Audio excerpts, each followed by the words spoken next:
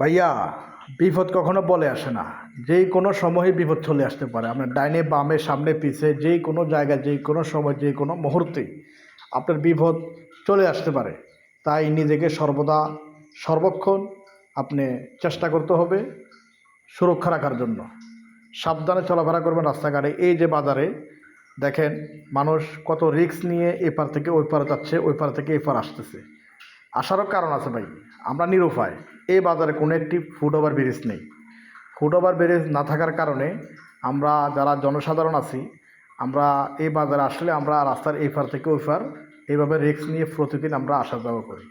যদি এই বাজারে একটি ফুট ওভার ব্রিজ থাকতো তাহলে আমাদের জন্য আর কোনো অসুবিধা হওয়া মানে দুর্ঘটনার কবলে পড়ার মতো সম্ভাবনা থাকতো না, কারণ আমরা তখন ফুট ওভার ব্রিজে ব্যবহার করতাম প্রত্যেকটা সময়, প্রত্যেকটা মুহূর্তেই। এই জায়গায় বিশেষ করে প্রতি মাসে সপ্তাহে দুর্ঘটনা ঘটে, কারণ এটা হচ্ছে Dhaka Chittagong highway road. Dhaka Chittagong highway road হওয়ার কারণে গাড়ি অনেক স্পিডে আসার কারণে গাড়িগুলা কন্ট্রোল হারিয়ে ফেলে। হঠাৎ করে গাড়ির সামনে দিয়ে দৌড় মারলে তখন কন্ট্রোল হারিয়ে ফেলে দুর্ঘটনা ঘটে যায়।